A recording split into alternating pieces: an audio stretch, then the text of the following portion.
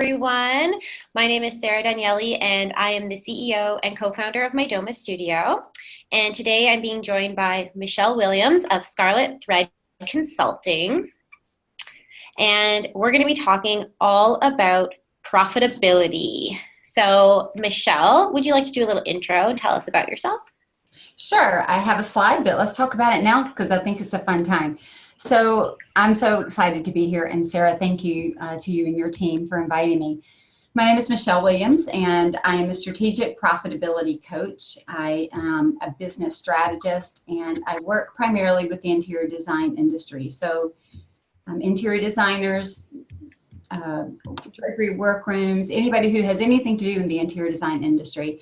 I also have owned a business, which I'll tell you about throughout the presentation, for 18 years in this space. It was Scarlet Thread Consulting, the Scarlet Thread. So I did some interior design as well as custom window treatments.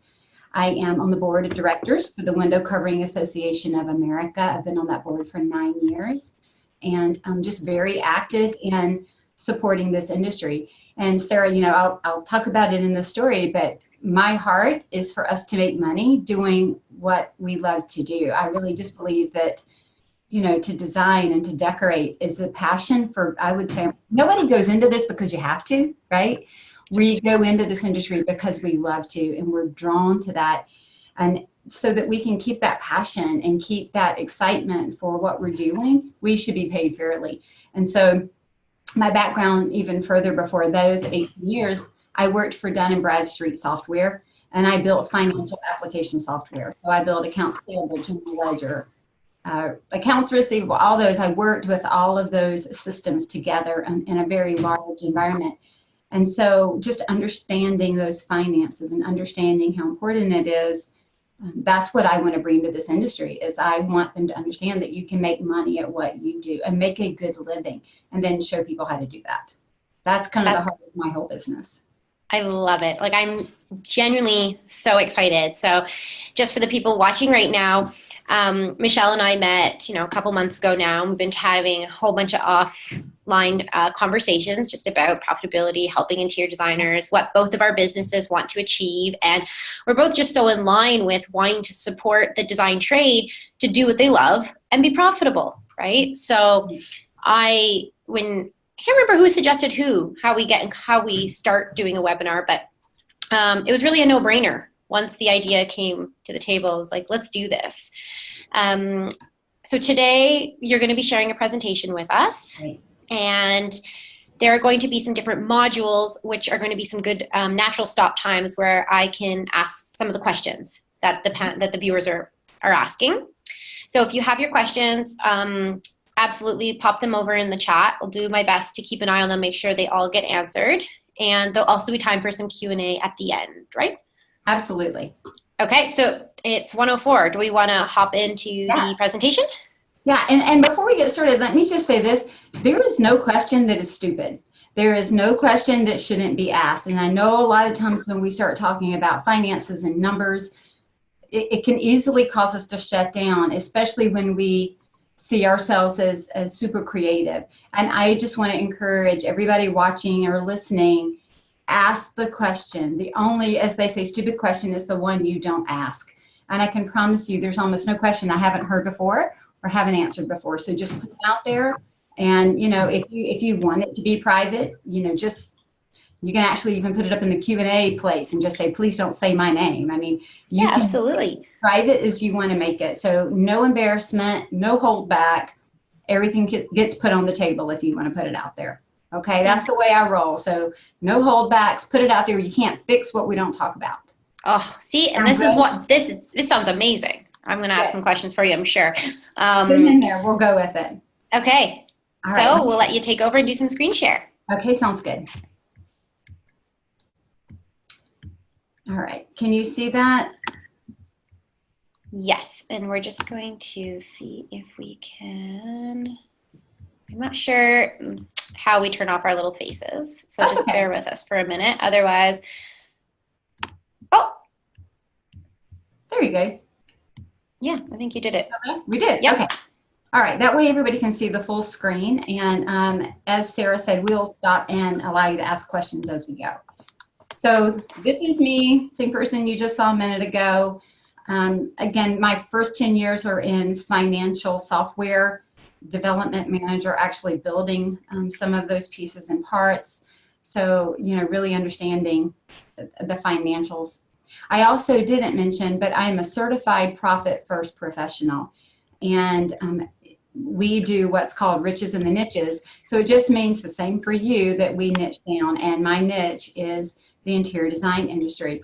So I understand the ins and outs of this industry and how that relates to Profit First. So if any of you are familiar with that cash management, money management system, just know that everything that I do and teach supports that methodology for managing your money and actually making money. And then the name of my company is Scarlet Thread Consulting. So that's just a little bit about me. Okay, I do think it's important, Sarah. Yes. We can hear you typing. Okay, I won't type. No typing for me. Okay. Or I'll mute myself. I'll mute myself if I'm typing in the chat. I'm going to do that Awesome. actually right now. Yeah, thank you. I do think it's important to know who is sharing and teaching with you, because there's so much information, around and available. And so it's always important to just kind of have an understanding of who's talking to you and what they're sharing, and understanding, what's coming from that. Okay, so what I want to share with you today is the story of your numbers. And as you can see, I've got this listed as Chapter 1, Why Profit. That's because this is part of a series. So don't let that scare you. It's just that there's so much to talk about and so much to do that an hour could not encapsulate all that we wanted to share with you. And so we'll tell you more about the series at the end of our presentation today. But I want to talk to you about thinking about the story of your numbers, the story of your business. We're all on this business journey, right? Where we end up is not necessarily where we started. I started off doing, making draperies and making custom items for people's homes, and then working with designers, and then doing some of the design on my own, to teaching and, being part owner in a school, to putting out a magazine, to now doing business coaching, all within the same industry. And even if you stayed as an interior designer or a drapery workroom or an installer or whatever role you play in this interior design industry, the business that you have 5-10 years out is not the business that you started with. Even if some of the work you're doing is the same, there's a journey and a process. And your numbers do the same thing. Your numbers are telling a story. So think about this. You all have a type of book that you like to read, or a type of movie that you like to watch that tells a story. Do you like love and romance? Do you like murder mysteries or thrillers? Because that is exactly what happens in our business. There are some days that feel like a horror story. There are some days that feel like a budding romance. There are some days, that feel like we want to wrap it up and be at the end of the book, right? It's just the way life goes. So every good story has ups and downs, struggles, triumphs, and your story is the same. It is your story. And so what I want you to be thinking about as we go through this conversation today is the fact that you are the main character in your story, and you're also the author of your story. You're the main character and you're the author. And so what is your storytelling, and is it the story you want it to tell? Okay. Are your numbers lining up with who you want to be? And so what we're going to do is today, in this Chapter 1, Why Profit, we're going to set the scene, because every story starts with, a preface or a forward, or, even just setting the scene of location and character and the feeling and the mood and all of those things. Where is the struggle coming? And that's what we're going to do in our time together today, is we're going to get ourselves ready so that when we actually physically look at our numbers, we know what we're looking at, and we've made a decision to do that. So today is the introductory chapter to your numbers. So the first thing I want to start off is just asking you, why profit? Why should we make profit? I've had people say to me before, well, I'm making a salary, why do I need a profit? Or conversely, I have a profit, why do I need a salary?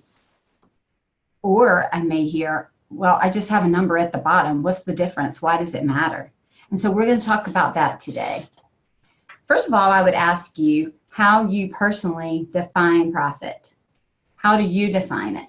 So the way that most of us would define it would be what's left over after all expenses have been paid. That's the way that Merriam-Webster, that's the way that GAAP, generally accepted accounting principles. It says profit is what's left over.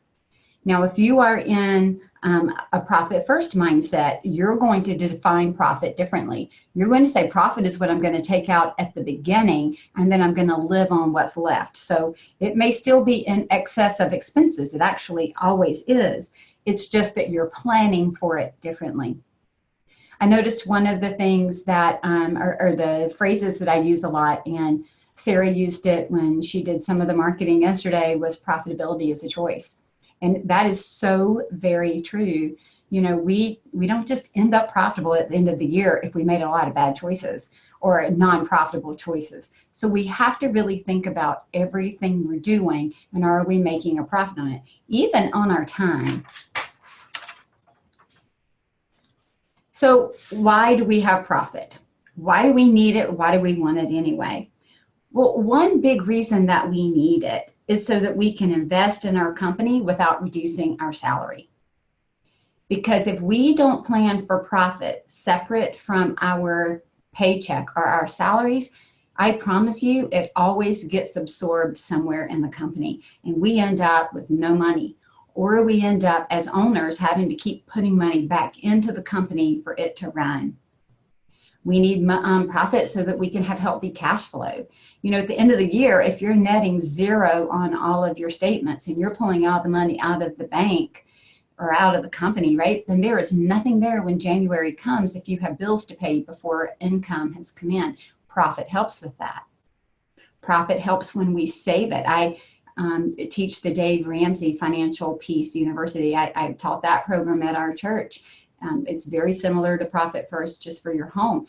But again, creating these rainy day buckets and saving this money over here for 3 to 6 months of business expenses, so that, you know, say if you get hurt or you can't work or you want to take an extended vacation, or even if the economy starts to dip, you have reserves to go into. And if we are not saving with that in mind, like the bigger companies do, then we're never going to be prepared, and we're always going to feel like we're like this little hamster on the wheel. You know, I've got to work, got to work, got to work. So we have to plan for profit separate from salary. Profit also is a payoff for the risk. We are taking huge risk by owning our own company. And so profit is something that we have, and that we choose to have, and that we work towards, so that we can be compensated for the risk that we're taking. So what are some of the challenges that we might have to making a profit? Well, in the interior design industry, there are quite a few, right? One is something takes longer than we planned for it to take. So either we didn't plan for enough time, there are delays with, you know, our orders and they're not coming in. There could be things that happen that we didn't plan for. We have to go back and address, you know, maybe the floor got scratched or something came indented. We're going back 2 or 3 times and we didn't build in enough cushion and enough in our plan to handle that. Or maybe we're doing, you know, like our pricing strategy, our strategic pricing is, you know, a value pricing or one price, and then we didn't really plan everything that was going to be in that scope of work. So not managing scope of work properly, overruns, delays, timing issues, poor plannings, subs that start and stop or do subpar work, or something happens. You know what? Just something happens when you get into the project that there was no way that you could foresee it. I mean, a good example for us was we just had a huge amount of landscaping done in the last week. The entire yard, we had to build a wall in the back, soil brought in, the whole thing. And in that process, our landscaper was going to prune a tree in the front yard and realized that there was a hole in the trunk up to his elbow.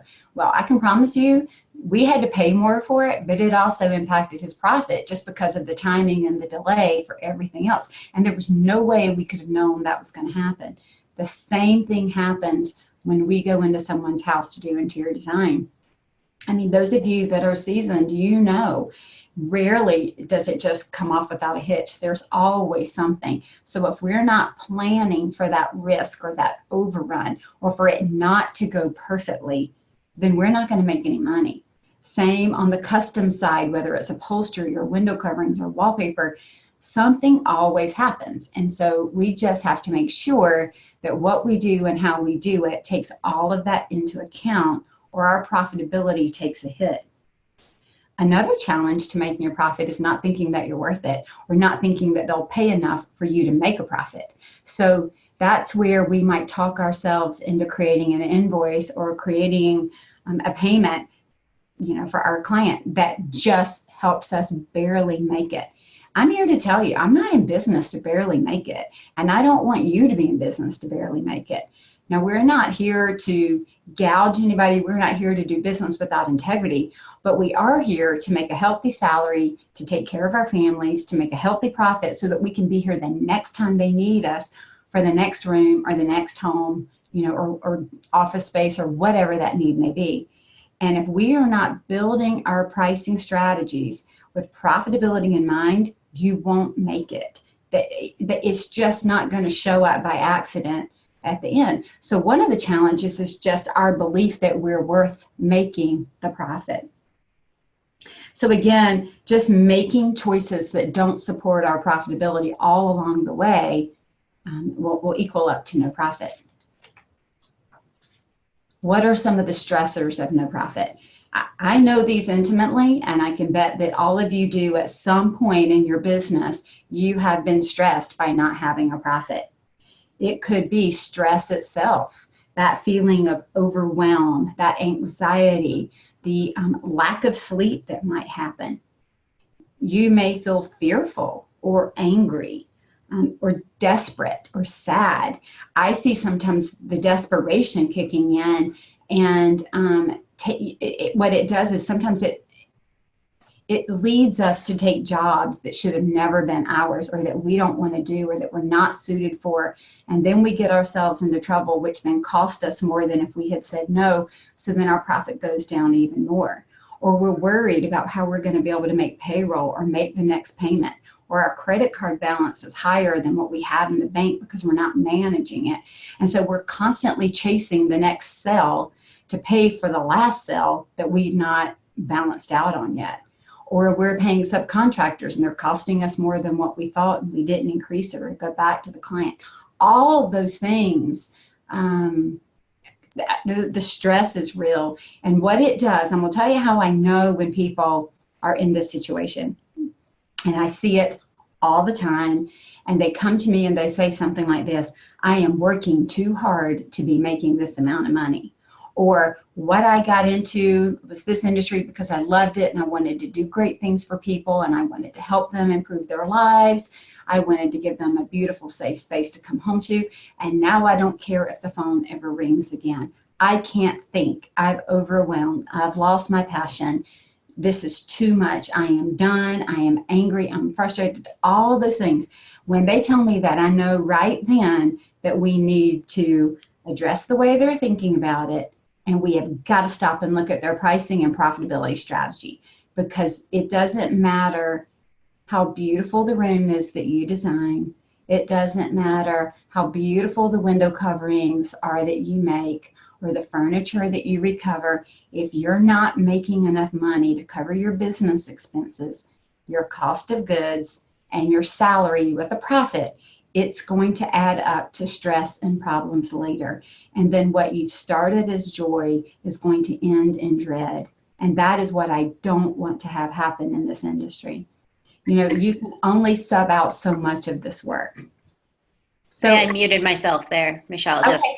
Because that really hit home. I'm so happy you brought that up, just talking about the stress, the frustration, right? Because I think I hear it from a lot of designers, right? You watch some people, you know, appearing very successful on social, right? But they're not always talking about the hard work to get there or how they've been feeling along the way.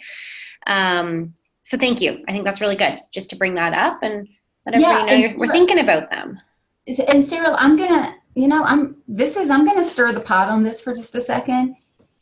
And And I mean this with as much respect as I can, but just because we see people on Instagram and just because we see people in magazines and just because we see people who I'm going to say are good marketers of their work, that does not mean that they run a successful, profitable business. And I know this firsthand. And so I remember when I worked with a few people that, would have been seen as like, wow, they're really out there. And I got a hold of their profit and loss statements and their balance statements. And, there were some people that were in some really big trouble, but it looked great on the outside. It looked like, just like we look at all these things, why do you think there's that whole board out there of Pinterest fails, right? It's not the way that it all works. And I'm not saying this is true for every business, but I'm saying just because somebody can create a beautiful space does not mean that they can create a healthy business. They're two different things. They're not mutually exclusive, right? Yeah, they may go together, but they don't always go together. And so sometimes what's happening, especially with the way that our industry is so very visual, is we are chasing we're chasing beauty in some ways and this ability to put all these beautiful things out there when we should be chasing a balance of beauty and healthy business. And that's why, there's a way to do both. It's possible to do both, but we can't just look at the social aspect and think that means they have it together. Yeah. Because a lot of people that have their heads down that are making, as my kids would say, making bank, you're not seeing them sometimes on social media because they're too busy to be out there. So we just don't want to confuse visibility with profitability. Oh, that's perfect. Visibility with profitability. Yeah, they're both super important. And I'm certainly not saying not to be visible, but I'm saying within our industry, we need to be careful that just because somebody's visible, it doesn't mean they're profitable. And I'll be honest with you, I'm not as visible as a lot of others out there, but I'm profitable. And I'll take profitability over visibility any day of the week. Amazing. All right, I'll let you keep going. Oh, that's so good. I can't wait to hear what's next. All right, so the way that I kind of came to all this, I'm just going to tell you a little bit about my story because I think, I know my story is the story of a lot of other people. So I worked corporate. I left corporate to come home and raise my children. And my business started because somebody rang my doorbell and said, I want what you have in your home. They come up for bunko or whatever. I want what you have in your home. If you'll do it for me, I'll pay you. So I started my business just like that in January of 2000 and started working. I was actually making custom window treatments in the sitting room of my bedroom. And long story short, I did that for 2 years. And I love the numbers. So I'm sitting down and I'm doing our taxes in April. And I literally start bawling. Because my whole goal to work in the interior industry and to work in this business was to make some money to bring into our home because I had taken 6 figures out when I quit working. I gave up a 6-figure job to come home and to raise my children. And I did that with love and with excitement. So when I got to do, this business on the side during nap time or during whatever, when I was starting, the goal was to do it so that it would bring money into our home, not that it would absorb and take more money out. And so when I did my taxes, I realized I had not made any money. But not only did I not make money, I had a negative on my profit and loss, which meant my husband worked all day to give me money to put into my business so that I could do beautiful things for rich people because we're a luxury industry. And that hit me hard. But I'm over here working, taking time away from my children and from my family, maybe putting peanut butter sandwiches on the table because I didn't have time to cook a meal so that I could make something to not make enough money. And my husband just was like, what are you doing? What are you doing? And it shook me. And I realized then I had to make a decision. I had to make a shift. And so that's what I want to share with you today. And when I made these shifts towards profitability and looking at the numbers and paying attention to the numbers, everything changed. And so I literally rebranded my company. I changed everything so that I could be profitable because I knew at that point, I will not do this. I could have sat home and done nothing and not lost a couple of $1,000s, right? So why in the world am I working like I'm working so that I can lose money? It just did not make sense to me. And so what I had to do was shift my mindset. What am I talking about with a mindset shift? I had to shift from being in hobby to being in business. And I did that by stopping and asking myself, what do real businesses do? What do other businesses do? And where am I acting like that? Where am I acting like a hobbyist, even if I call myself a business? You know, and I found little things like I just let people drop their kids off to come play, or, you know, a friend might just stop by, and I had to start putting some boundaries and borders around my work time. Where was I not with confidence representing who I am and what I do? Where did my pricing not reflect that? Where was I not buying at the best price that I could buy? I was buying retail and trying to work it instead of wholesale, or, you know, whatever. What am I doing here that's screaming hobby while my voice is screaming business? I need to get those into alignment. I also changed my mindset from one of depletion to one of abundance.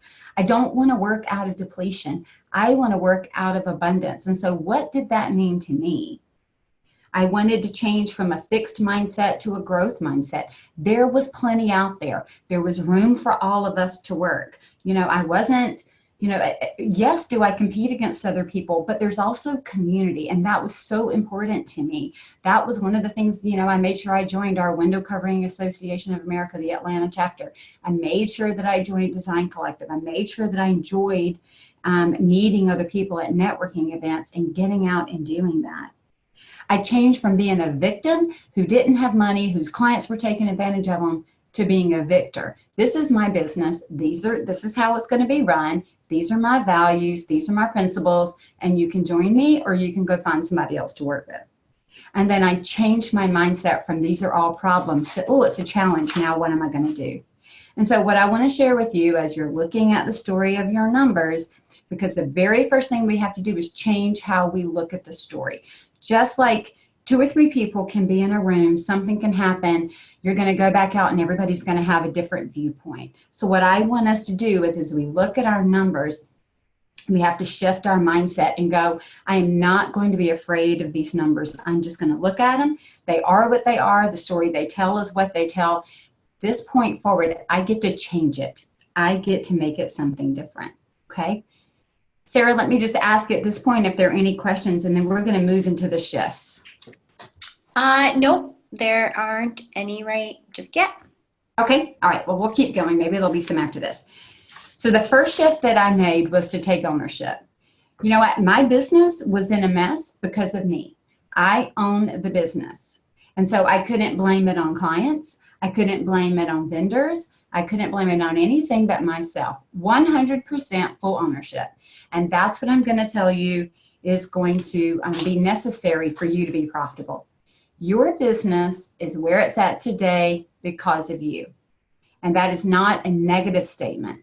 What that actually means is it's empowering you, because if you own it, you get to change it. It's nobody else's fault. This is all you. It's yours. It's either what you've done, how you've processed, how you've thought about it, not thought about it, closed off the door, whatever. It's because you did it. And I'm going to tell you right now that this is the way you have to think, right? Now, it doesn't mean that you're not working in community. It doesn't mean you don't take input from others. It doesn't mean any of that. What it means is that you have to think all along the way that every choice you make matters. You have to make the decision to work with total integrity. And I don't mean just integrity in your dealings with other people, but integrity with your own numbers. See, if you can't manage and look at and understand the details of your own business numbers, I will tell you, you're going to have a hard time handling the numbers and the money of your customers. And if you can manage your own money, you're going to be able to manage theirs. They are giving us really big budgets, and they are asking us to be good stewards of that money. Not only to spend it well, but to spend it wisely, to choose high, to choose low, to make the best buying decisions with their money that we possibly can. And that means for product and for our service and our knowledge, right? And so if we're not operating our own business with integrity, then how in the world do we manage our clients with integrity? You show me a designer or a drapery workroom or somebody who's struggling to manage the budgets of their clients, and I'm telling you they're struggling to manage internally. And so we have to get all of it into alignment. It'll change everything when you understand your numbers and you go, I might not like to look at them. I might not enjoy that piece and part, but I'm able to at least own my numbers. Yes, I did that. No, I did not do that, right? The next big piece of this is to say no to clients who drain you and yes to the clients who inspire you and are willing to pay you that premium amount that you can ask for your services. Now, it's got to be a premium service to get a premium price. So we're not talking subpar services for an overpriced offering here. That is not what we're talking about. We're working, remember, with integrity. But remember when I talked about not being profitable leads us to desperation? That desperation leads us to say yes to a client that we should have said no to. Because every time we say yes to somebody that we shouldn't, things go wrong. Every single time.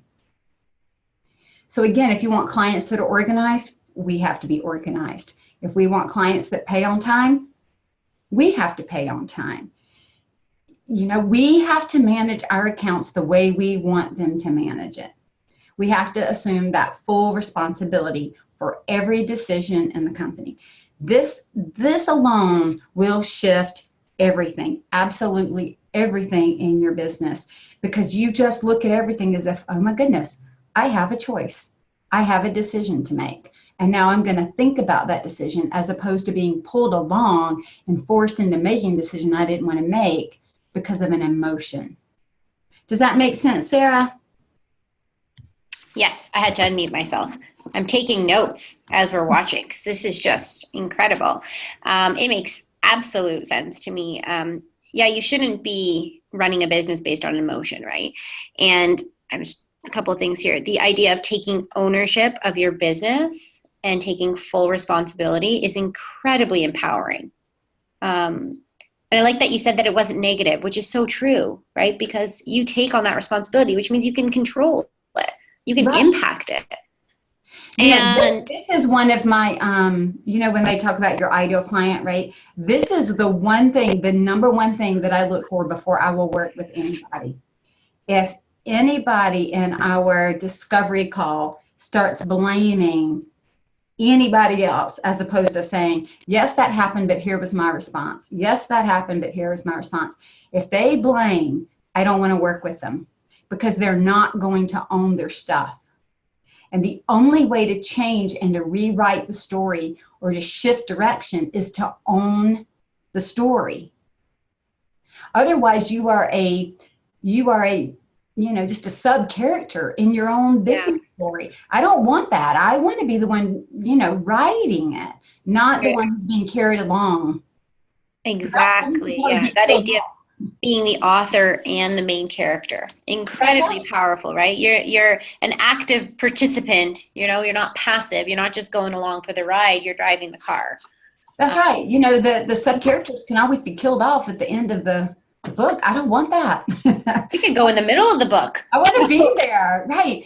Let me just tell you how I even use this in my home. So when I was raising our children, they're grown men now, they're 20 and 23. If they got into a little tussle or a fight or disagreement, how one will come tell you something and the other. So if my youngest would come say to me, you know what, my brother just did, I would say, before you can tell me what he did, tell me what you did. And so he would have to tell me what he did first. Then he could tell me what his brother did. And then when the older brother came running up, you're not going to believe what he did. I said, no, I will. But first, tell me what you did. And so we taught them from the time they came up to me, they had to start with telling us and owning their decisions and choices. Then they could tell us what somebody else did. So if they weren't willing to own their own stuff, they just didn't come talk to me because they knew that was going to be a requirement. And that's genius. Yeah, but it made them realize that they had a choice every single time.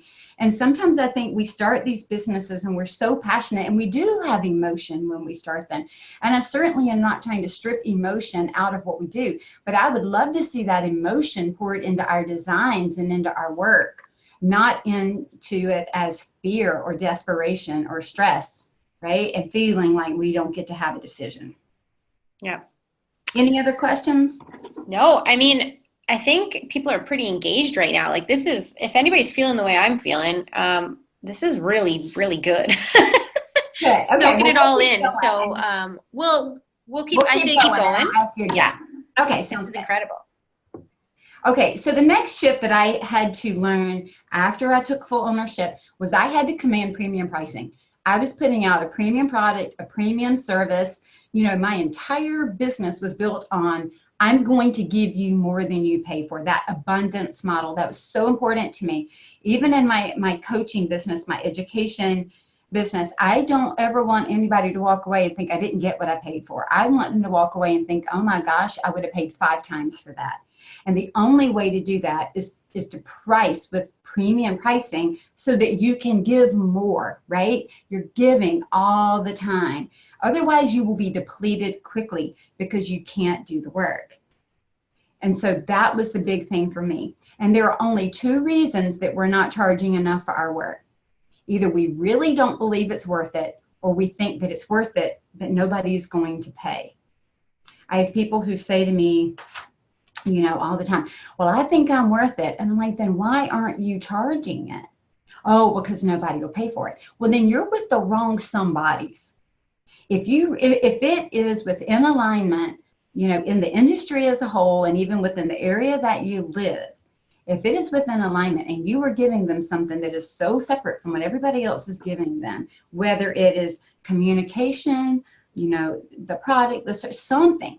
So it's got to be worth it. But if it is worth it, you can price it to be premium pricing. But you've got to then go after premium price shoppers in the marketplace. What I see is their marketing is going towards a lower end offering and they're trying to price it on the high end. Then you're right, nobody's going to pay it. But if you can price what you do and then market to the people that are willing to pay that, they will pay it if you can stand behind what you do. I remember when I offer a class called Pricing Without Emotion, and I remember the first time I taught that class back in, I think, 2010, I realized very quickly pricing, the problem with pricing is not the math. We don't have a mathematical issue, right? If I were to say to you, oh, let me tell you my pricing strategy, it's add 30% to this, add 70% to that. That is not the problem, right? Even these days, if we couldn't do longhand math, we have a calculator. We can create an Excel spreadsheet. You know, you can use QuickBooks or FreshBooks or Sage or Xero. Some of those will all do it for you. That is not the problem. The problem is us setting a value on our time and our knowledge and our expertise, and then being willing to stand up for it. That value conversation is the biggest piece of pricing.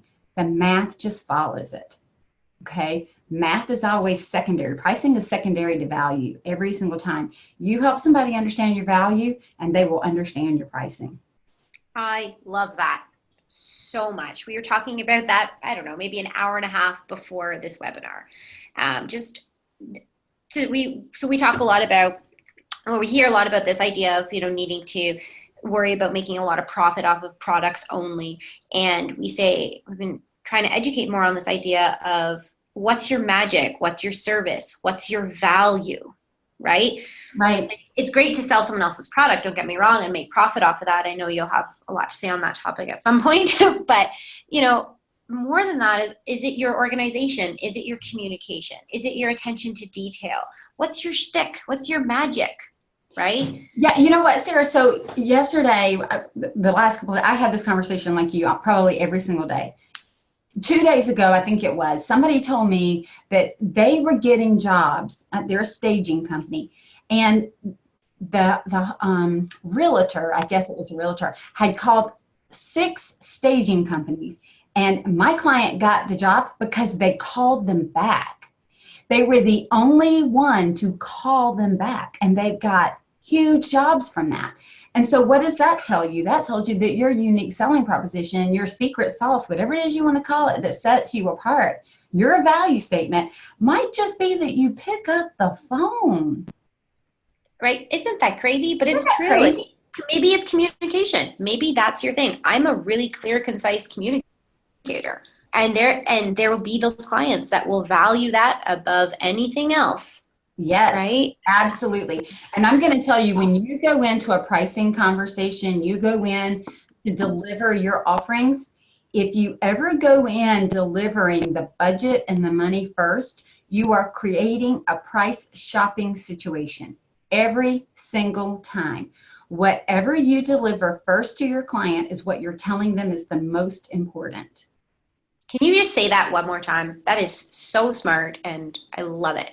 Sure. Whatever you present at the very first to your client is what they're going to make their decision on, because that's what's most important. So if you lead with budget and pricing, then that you're going to create a price shopper. I like to lead with value. You know what? Before we talk about the numbers, let me explain the process and what you're going to get and the value of working with Scarlet Thread Consulting, the value that my Doma brings. Let me explain the value, because then you have a framework to understand the numbers. If I just give you the numbers, then you're trying to cram the value into the number. I want you to create value and then try to make the number match it. Love that. You know, it just makes so much sense.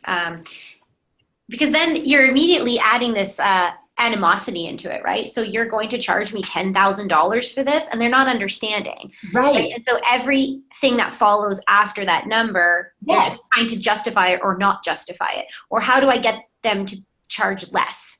Right. Versus, let me sell you my solution, my service, Yes. my value. And then when you hear the price tag, Right. it may still be too high, but it might just line right up with, oh, I do value all these things, and I am getting value for my money.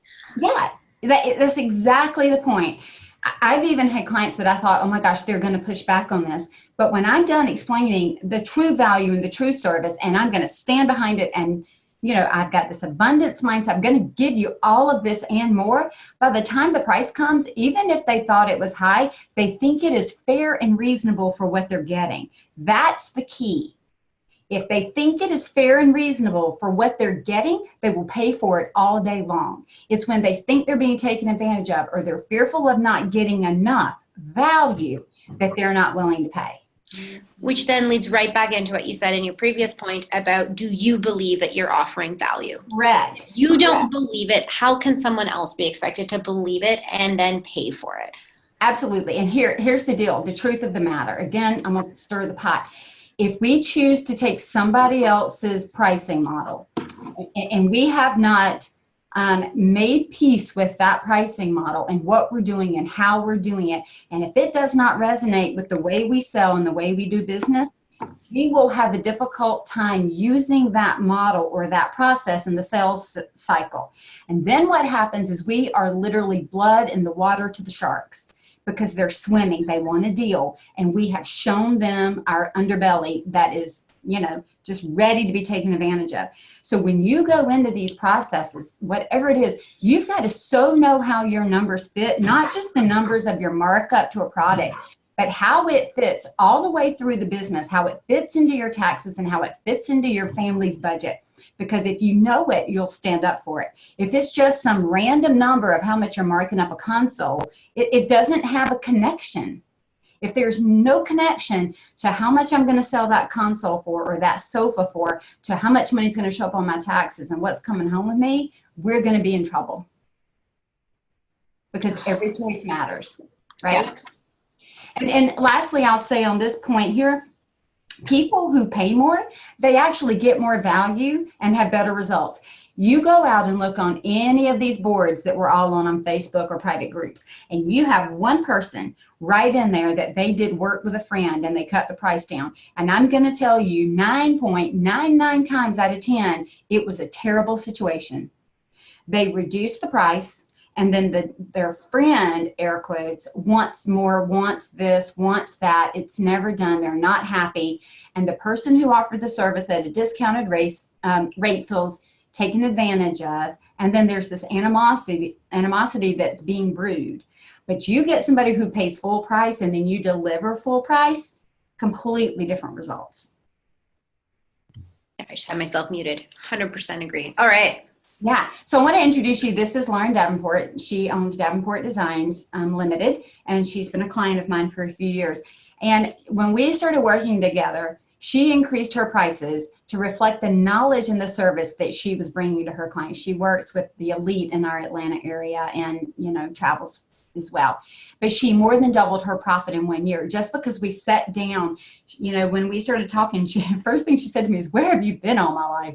And then we sit down, because what I did is I sit down with her, with the accountant, with the bookkeeper, and we sit down and we talk about all of it together, the strategy of the numbers, the strategy of the profit. Here's what you can do, and here's how you can get rid of packages that don't line up, and all of those things. And so there are people that are using these strategies and literally changing their businesses and changing their lives.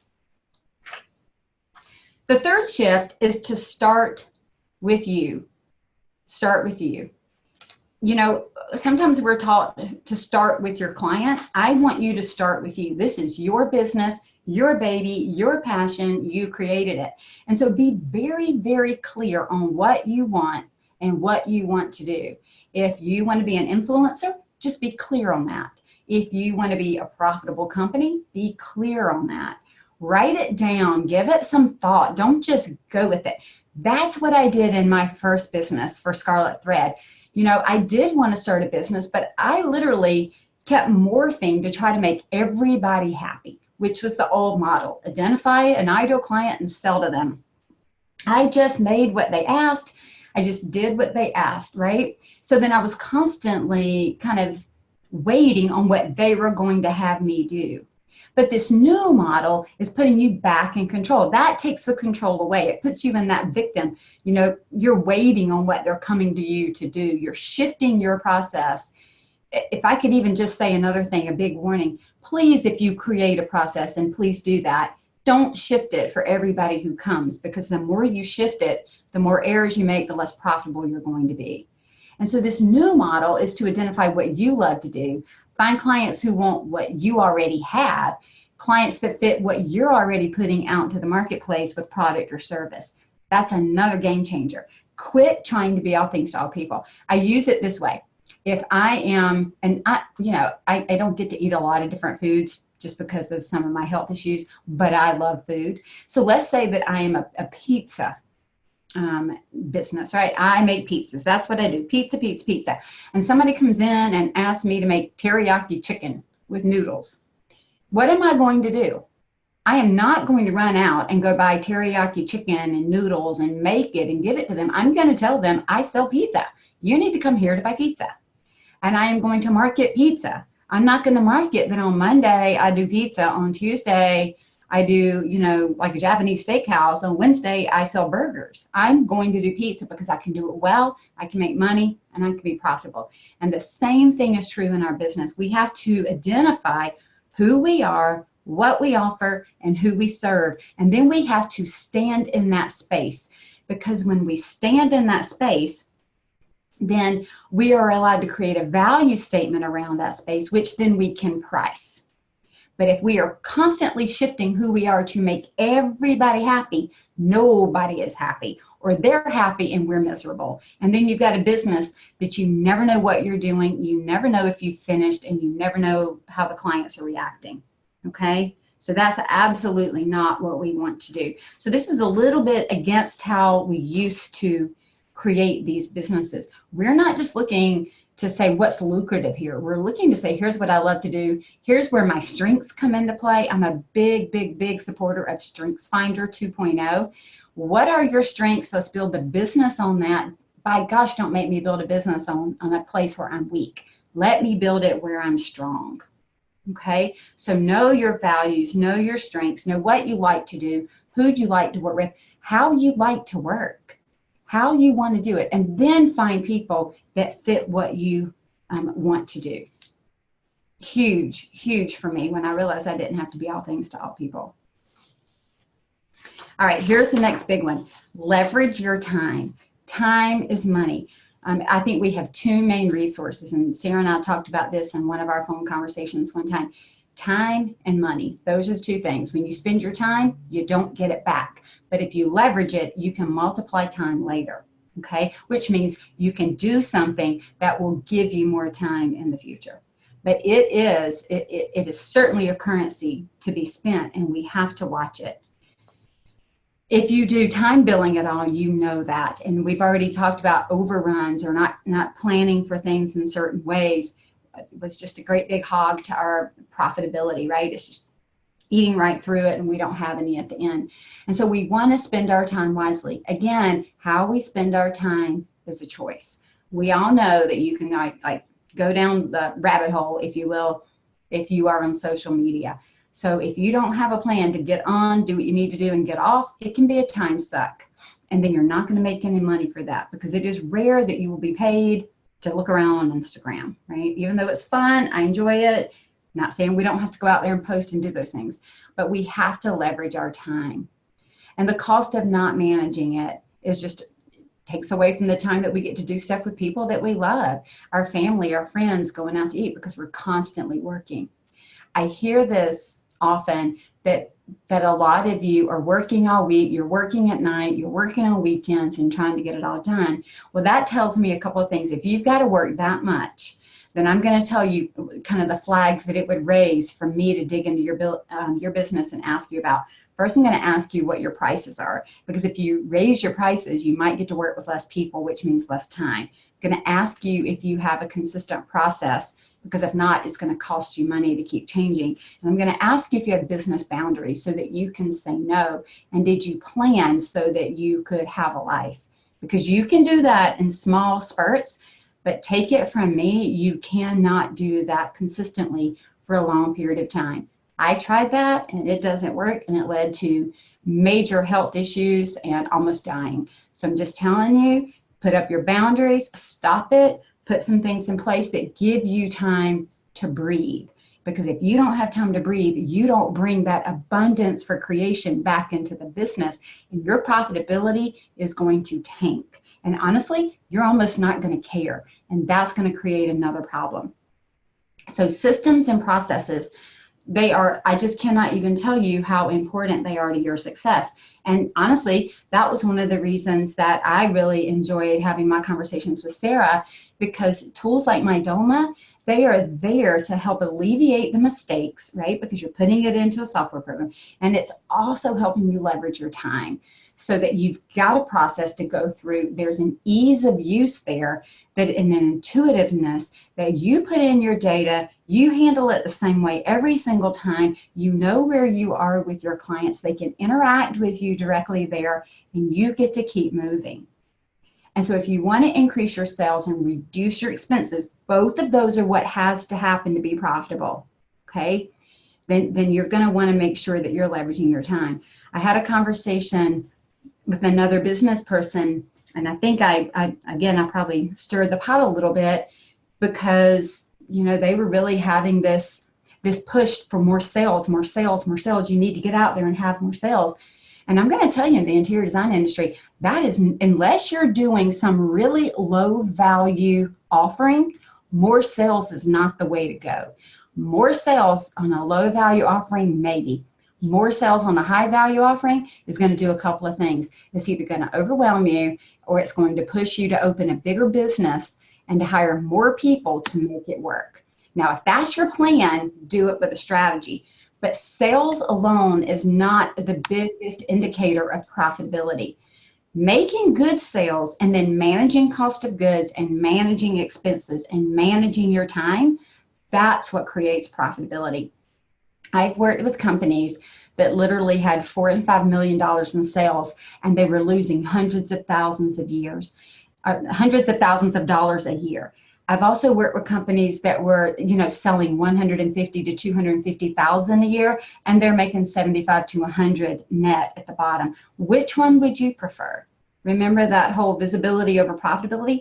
I'm going to go for the 150 to 250 and come home with 75 to 100 in my pocket, instead of selling $4 million worth of product and losing 100,000 or 200,000 a year. That's just my point. And the only way to do that is to manage your time.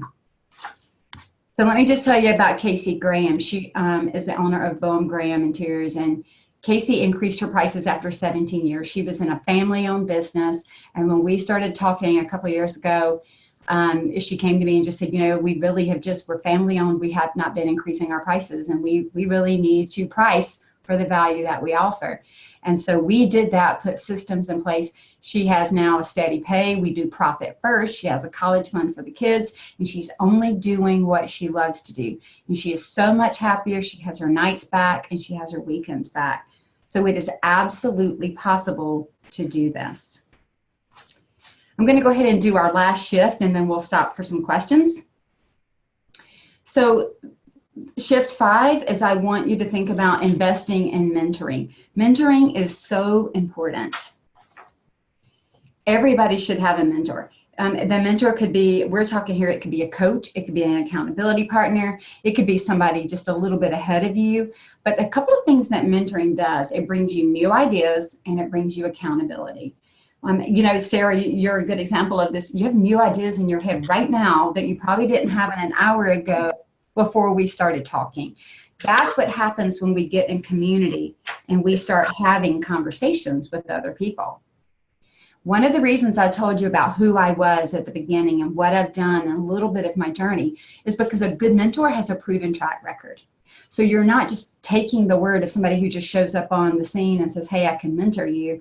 You almost need to mentor with a purpose. So sometimes I personally go after mentors to work with me who are not even in our industry because I see something in another industry that I think is applicable and I want that information. I want to know what they did and how they did that. They also can share with you and hold you accountable if you ask them to. A great mentor can put together a powerful group of people working towards the same goals. And that is the type of community that Mydoma is creating. Is, you know, you're all kind of mentoring each other with the piece and the part that you know. And so don't miss that.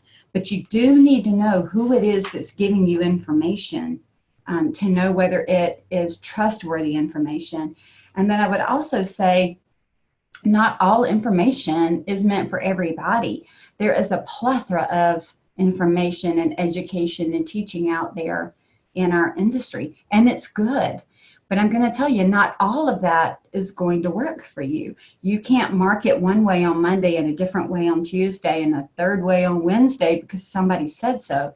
You've got to find out the pieces and parts that work for you, build them into part of your plan and your strategy, and then let them work to make you profitable. If you shift and change all the time based on what's happening, you will not be profitable, okay? You're going to struggle. And so Mydoma, again, is just a really great community to help you pull together with process to manage your time and do all those things. So here are the shifts you need to make for more profit. The first we talked about was taking ownership of everything, the good, the bad, and the ugly. To command premium pricing, right? So the price has to match the value. We're going to start with value, but we're going to command a premium price to go with it. The third was to start with you, to really, really think about what is important, what do you want to do, what do you like to do, and how would you like to do it. Leverage your time, good processes, you know, really working to only do what you want to do the way you want to do it, and then investing in mentoring. If you do that, this is why we're going to have the profit. So then the profit we make is going to allow us to cover a tax debt in addition to our salary. It's going to help us create and maintain happiness and joy. We're not going to feel that overwhelm and desperation that we mentioned at the beginning. Your company will be sustainable, so it's going to be there the next time they come back. There is nothing worse than doing business with a great company or one that you perceive as great, and when you go back to work with them again, they're gone. We also might want to grow your company. That doesn't mean bigger. It may mean different or to the left or to the right. Making profit allows you to give service with a smile because you feel like you're giving from abundance, not like you're being robbed. Profit allows you to have more time with your family and your friends. You can sleep at night and you can have a reduction of stress. And so here's what I want you to ask yourself today. Before we jump in our next time together and really look at some of the numbers that are in Mydoma, here are the questions for yourself. Where are you not owning every single thing in your business? Everything. Look under all the rocks of your business. Where are you not taking full ownership? Where and in what circumstances are you not commanding your premium pricing? Where are you trying to be all things to all people? Where is the people pleaser in you showing up? Where are you maybe not leveraging your time in a way that would support you better? And where are you not working with mentors and community? Just identifying that is going to put you on the path to profitability. Sarah, any questions? Yes, we do have a question, but first I'm just in awe. This is incredible. So as I just want everybody to know here, so when Michelle and I were reviewing for this, I asked her not to show me the presentation in advance. We talked about what we'd be covering, but I said, I kind of want to learn this too. I want to see where you're coming from. And I have to say, this has been the most thorough webinar we've had. And I think I speak for a lot of people here that are probably absorbing just everything that you're saying here, and the wheels are probably spinning, just with, lots of different ideas happening. So Michelle, I do have one question here that I want to bring up. Is it possible to begin commanding premium pricing with clients that you are already working with? Oh my gosh, I just want to hug whoever asked that question, because that is the hardest thing to do. It really is. I just want to take a minute and talk about that, okay? Because first of all, here's a couple of things. If we enter, this is why I want to get a hold of the newbies in the business so early so that I can teach them good pricing strategies. Because if you come in too low and you know that you need to go up, you literally have to change your entire marketing strategy, because all the people that you're working with may not be the people that you get to continue working with. So it is important when you enter an industry that you come in at a fair and reasonable price for where everybody else is, first and foremost. Let me say that, okay? Because if you come in selling a $1 hamburger and then you all of a sudden realize it needs to be a $15 hamburger, the same people that came in the door might not come back in, right? All right, so now let's say that you have been pricing with your clients and you need to command premium pricing. There are a couple of things that are at work here. So, every situation is different, so I'm certainly not going to say there is one answer that suits everybody, but here are the things that I would look at and talk through with you. Number one, are you just changing the price of what you've already been offering because you realize that it's too low, or has the value proposition changed? Because if the value proposition has changed, meaning you are actually delivering more than you were before, that opens you up for one type of conversation. If you're in the middle of a project with a client and you realize that, oh my gosh, I didn't charge enough, in some ways you may have to eat it on that particular scope of work, and then you can readdress it on the next scope of work.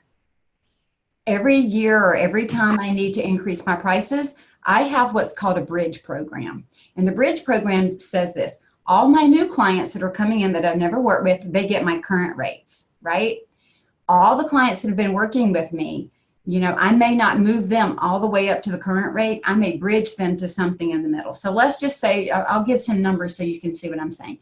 Let's say you've been charging $50 an hour for something that you're offering or making, and you realize that I'm not going to be able to sustain this business, have a profit, and cover everything. I need to be at 100. And so then what you're going to do is every new client that comes in, you're going to tell them the rate is 100. But the client that you're with at 50, number one, if you're in the middle of a project, you cannot, and usually in good faith, go back and, I decided that was too low. So you're going to finish it. But when they engage for the second project, the second scope of work, at that point, I would probably say to them, you know what, my current rate is now 100, but on this project, I'm going to do it for you at 75. And then the next project, I'm going to move you up to my current rate. So there's a bridge, a stepping stone for them to get there. At some point, they're not going to continue. Now, if it's a client that's worked with you before and it's been 2 or 3 years and they're now coming back, I would just send them my new rates and say, here are the new rates that I have for 2018. Here's the new process that I'm using. I'd love an opportunity to share it with you, and see if they want to engage at that point. I like that idea. They're really well answered. The idea of bridging. And that's a tough question and a tough situation to be in. It happens a lot, though. Yeah, it really does happen, especially when you're reviewing your pricing or reviewing your structure. And even if the number doesn't change, just if the process changes, right? This is why I think it is so important to have a clear scope of work to know when the project is done, because that gives you the chance at the end of the project to reset the expectations for the next one, both in process and pricing and value. All right, I have another one for you. And then I'm going to flick on our video too so we can chat some more as we wrap up here. So when you are newer in business, how do you learn to say no to the person who is not your ideal client when you have no other work? Oh, good one. So here's the thing that I would do. First of all, when I have my ideal client determined, I'd literally write it out on a piece of paper and I sit it on my desk, so that when I pick up that phone and talk, I am looking at my ideal the entire time. Okay. If it were a non-ideal client that's calling me and I have no other work, I would ask myself a couple of questions. Number one, can I work with them even though they're not my ideal and make money and work in integrity while I am looking for the ideal? Or am I attaching myself to somebody that I don't think this is going to be good for me long term? I think this is going to cost me more in emotion and in stress and in heartache than any amount of money coming in the door. And then I would turn around and shift my marketing to go get who I wanted. I think of marketing as fishing. And if you're getting freshwater fish and you want saltwater, you got to move to a different location to fish. And so sometimes what's happening is we're getting non-ideals because our marketing is pulling them in. And we've got to go really spend time on getting that marketing sharp so that we're going after those people that we can truly help, that we can solve their problem, and that we want to work with. And one last thing on that is I would try to identify why they're not my ideal. Sometimes, you may work with someone who's not 100% your ideal, but the one or two flags might be pink instead of red, and you know that you can manage around them, and maybe you price to manage around that. But I have some non-negotiables. Remember, I told you if they whine and complain, if they point the finger at other people, and if they're not willing to change things and do business better, those are my non-negotiables. The rest of it I can work through, but if those three things show up, it is an absolute no for me, and I don't even second guess it. All the other stuff, the quirkiness that we all just kind of have, those I can work around, but I have my non-negotiables. So maybe do that. Write out your ideal client and then write out your three non-negotiables. If you do those three things, I'm not working with you. Like one of them is, again, you don't pay on time. We're done. If you're a jerk and rude every time we talk, we're done. It is not worth that beating to make that money to come into the house. Personally, I'd rather go flip a burger than to work in a place where I'm berated. I'm just not going to do it. I need to unmute myself. Again, so much wisdom. The idea of, I love your analogy with fishing, from the salt water and the fresh water around marketing. Yeah, or we're using the wrong bait. Maybe we're in the right pond or we're in the right water source, but we've got the wrong bait, and that's why we're catching the wrong fish, right? The words that you say, the tone that you put out there, the pictures you put out there, the way you express yourself, your confidence, all that plays into it. Before you turn our cameras on, Sarah, let me show the last two slides, and then you can do that. What's next? The Story of Your Numbers, Chapter 2, Profitability of Product and Time. And Sarah and I are going to have that on June the 13th. I think, again, at 1 p.m. Eastern. And these are some of the things we're going to talk about in that educational webinar, that profitability is an ongoing string of choices, not a one-time event, how to manage profitability in MyDoma. How does that fit into your company profitability? We're going to talk about just a couple of metrics, what kind of things you need to be looking at. I want to also, I'm sorry, Sarah? Oh, I was just saying that's going to be really good. I'm really looking forward to part 2. Me too, yeah. So here's what I also want to tell you that we have, that I have as part of Scarlet Thread Consulting. I have a course called Understanding Your Financials. And this is different than what we're going to be doing in the MyDoma webinars. This is talking about looking at company financials, like the reports that you would get out of an accounting software like QuickBooks or FreshBooks or something like that, okay? And so these are the 7 lessons in this course. The first is understanding the income statement and the balance sheet. And it literally starts off with the difference between an accountant and a bookkeeper. What's the difference in cash accounting and accrual accounting, what is an asset, what is a liability. I literally start at those basic pieces so that you understand them. And then I show you on a balance sheet why it matters and what you should be looking at, what other people are looking at, and how it is a snapshot of your business from the day you open the door. We look at your income statement or your profit and loss statement, and I'll show you what you need to be looking at, what it means and what it's telling you. The second lesson, we create a financial plan, so I teach you how to do that and how to tie it back to all of this. The third lesson is how to create a company budget so that you are doing everything with a plan, how it ties back to the plan, the P&L, and the balance sheet. Then we talk about creating financial goals for the year. You can only usually hit a goal that you plan to meet, and so we talk about how to plan that, and then how to break it down and make it happen. There is a lesson on cash flow. We know our cash goes in and out, it's cyclical, it's up and down. We may take retainers, we may take money in 1 month, and we may not pay it out for month 3. So we talk about that cash flow. I teach you how to monitor your financials, what you need to look at weekly, bi-weekly, monthly, quarterly, and yearly. And then I even show you on your taxes, if you are an LLC, a sole proprietor, or an S Corp, I'm going to show you where all of the numbers from your business end up on your business and personal taxes, even on your 1040, so that then you can be the one to review what you're getting back from your accountant, and you can know and understand that. I sat down with a client at my table one day who brought me their taxes, and because I was able to have all their documents in front of me, I showed them that their accountant had forgotten to claim $100,000 that they had made in that business. And so they had to go back to the accountant and amend all of their tax returns. So it matters that you know how to look at your numbers and understand what they're telling you. This is, again, from the bigger view. So what we're going to be doing on the MyDoma side is showing you some of the inputs into this, but my course is going to show you what happens on the company side of things.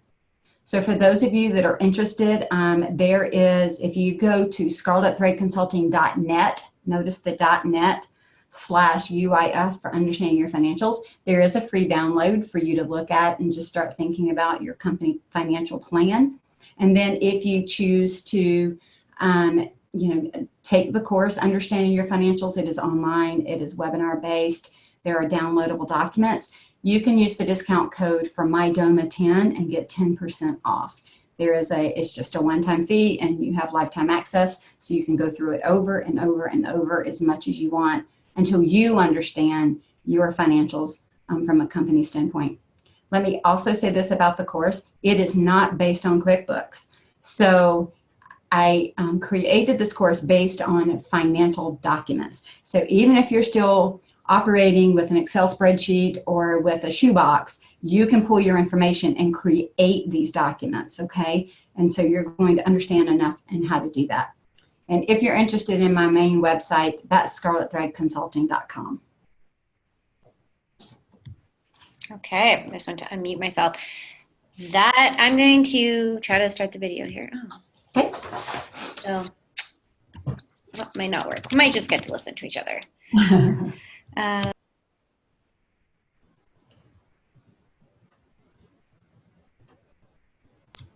Well, I fuss around with it. I'm going to get you to answer one more question. Sure. So how do we elevate the value of our work with someone that is obviously getting multiple quotes? So again, if somebody is getting multiple quotes, that means that they are certainly looking at price, but that also means they might be looking at value. One of the things I like to do if somebody tells me they're getting multiple quotes, I like to ask them what they're basing their decision on. Are they basing it on expertise? Are they basing it on aesthetic? Are they basing it on knowledge, on value? Are they basing it on price alone? And how do they rank those things? So that I have an understanding of how to, in some ways pitch to them. What is it that they value? If they're really just price shopping me on anything, they're probably not my client. You have to be willing, if you know who you are and what you want to do, to know when to walk away. Sometimes you stay and you fight and you work it out. But if you don't know all of your numbers and you don't know where you can cut and where you can adjust, you're going to have a difficult time doing that. So I would just work with the client and find out what's most important to them. Is it that I can get it done? Is it that I'm within the budget? Is it that my company's doing this, this, or this? You know, what is it? Because we may assume that they are doing all this based on price, and that may not be the case. Yeah, I think you Communication. good point. You need to ask them. Right. Right. And if it is all price and they don't care about the value, then I guess they're not your ideal customer. That's right. That's right. Go changing your value. Exactly. Or don't devalue yourself. Yeah. The goal here is for what you value and the value of your company, for it to align with somebody who's looking for that same value. I mean, I almost always would not take the lowest bid of anything, because there's something different that I want. I want, do I need to turn that? You almost have it. I think you do. Yeah. If you press start video, and then we can stop screen share when we're chatting. Sure. Let's see if I can do that over here. Now you just get to see my face while I'm in awe reading their slides. Let's see if I can figure out how to say start video. While you're doing that, I just want to say, reading through your course. Oh, where'd you go? Oh, you need to probably stop screen share. Okay. There we go. There she is. Did it. Yay. Just wanted to say that reading through the course that you're offering is incredible. I think back, I put on my interior design hat, and, you know, when I was starting out, I would have loved to have a resource like that. Now I did, you know, work with a bookkeeper, but it wasn't the same. It wasn't like, they just assume you know things. And I think sometimes starting at the very beginning is just so beneficial, because you need to understand how everything works. Like, what are the financial documents used for? How do you read them? What do they actually mean, right? Otherwise, they're just numbers on a paper. So I think that's and you know, usually that's not the bookkeeper's job. To be honest, the bookkeeper's job is to put the numbers in the right place. The accountant's job usually is to take the numbers that are there and then to report them to the tax authorities. Exactly. You know, so unless they are in a coaching or a mentoring type of business along with those two things, you know, they're not usually going to give you that information unless you know to ask for it. And then what I also find is, I mean, they're great accountants and bookkeepers. I'm in groups with a lot of them. I love them dearly, and I'm not trying to step on their toes or do their job. But what I do is stand in that gap and help the business owner know which questions to ask to translate to the bookkeeper and the accountant to translate back to the business owner. And that's what that course actually does, is it gives you enough information to then go back and know which questions to ask, right? To ask educated questions to get what to ask. Yeah. Michelle, you are a fountain of knowledge. I have loved this chat with you today. We are now running a bit over time, so we should probably wrap up. Sounds good. So thank you so much for taking the time to chat with me today. This was part 1, profitability. Right. Part 2 is coming up on June 13th, 1 p.m. Eastern. Am I doing my math right? 10 a.m. Pacific. And we'll be sending out emails to everybody who registered for today's session. So they'll get a copy of the recording. And there's links to your course that they'll also receive. And any follow-up, I'm sure they can get in contact with you. Otherwise, I think everybody just have a great day. Go make some money. Go run your businesses. Do what you love. And we'll talk soon. Great. Thank you, Sarah. You're welcome. Bye.